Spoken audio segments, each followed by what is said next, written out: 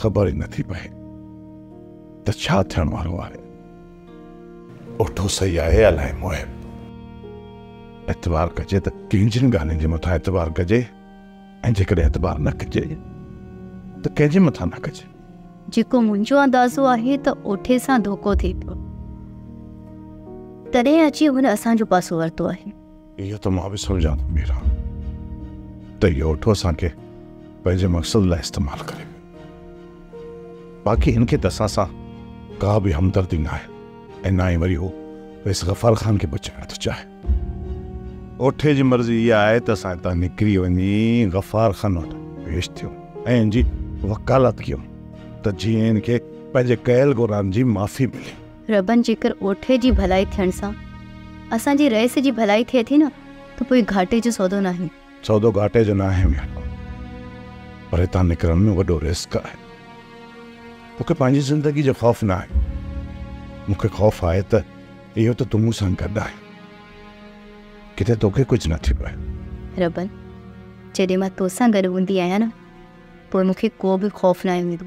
ठीकु आहे मीरा, जेकॾहिं ओठो असांखे अॼु राति छॾाइण लाइ अचे त मालिक ते रखी हुन सां गॾु निकिरी पवंदासीं। हिन क़ैदारी ज़िंदगी खां बहितर आहे त आज़ादु फिज़ाउनि में विड़ी मरूं। रबन, मरण जूं ॻाल्हियूं न कर, अञा त असांखे गॾु ज़िंदगी गुज़ारणी आहे। मीरा, मां तोखे खोड़ सारी ख़ुशी ॾियण लाइ केतिरा ख़्वाब ॾिसी रखिया आहिनि, पर तुंहिंजी ज़िंदगी मां त इहे ॾुखसूर ख़तम ई कोन था थियनि। अॼाण तूं उहे ॾींहं लाइ कॾहिं त जॾहिं तूं ऐं मां गॾिजी ख़ुशियुनि भरी ज़िंदगी गुज़ारींदासीं।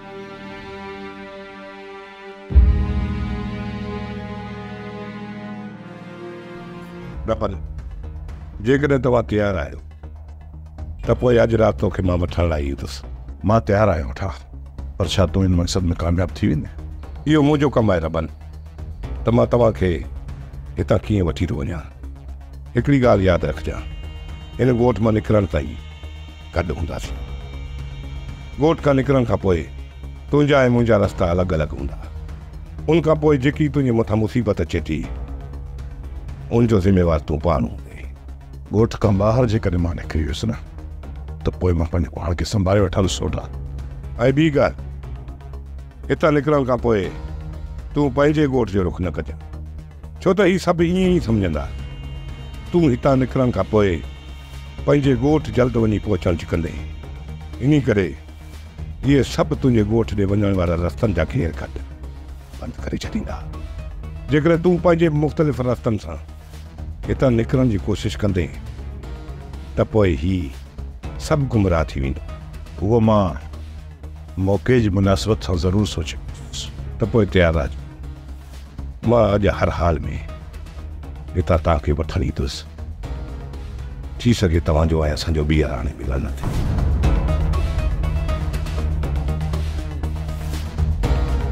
पोइ छा सोचियो थी रबन?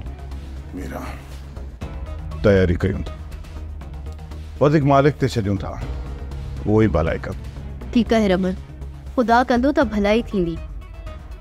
सोप सीरियल ज़हर ज़िंदगी तमाम एपिसोड ॾिसो हाणे HD क्वालिटी में। विजिट कयो असांजो YouTube चैनल सिन TV HD ड्रामा।